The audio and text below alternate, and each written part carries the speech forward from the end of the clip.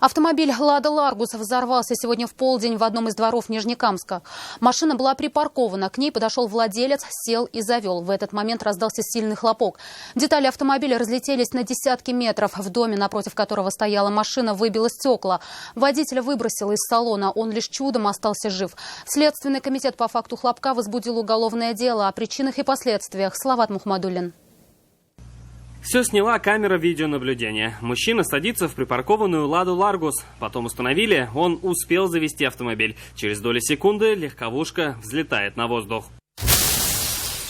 Осколки автомобилей разлетаются на десятки метров. Водитель пытается встать, но падает на землю. Огонь и угрозу повторного хлопка ликвидировали пожарные. На «Ладе» было установлено газовое оборудование.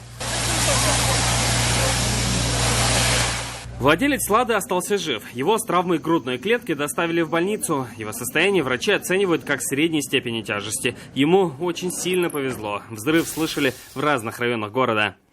Очень страшно было. Как будто вот рядом с нами было в такой степени, понимаешь?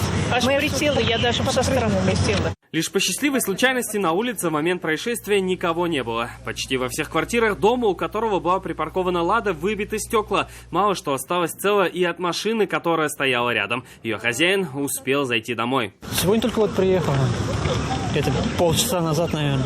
Меньше даже. Хоть живой, ладно, там уж подъехал, тогда не взорвался. Следственный комитет по Татарстану возбудил уголовное дело по статье «Нарушение требований охраны труда». Установлено, что в салоне «Лады» находились баллоны с ацетиленом, которые и привели к хлопку. 55-летний владелец автомобиля работает сварщиком в одном из жил Нижнекамска. Салават Мухаммадуллин, Вадим Струминский и Рафаэль Ракипов. Вызов 112.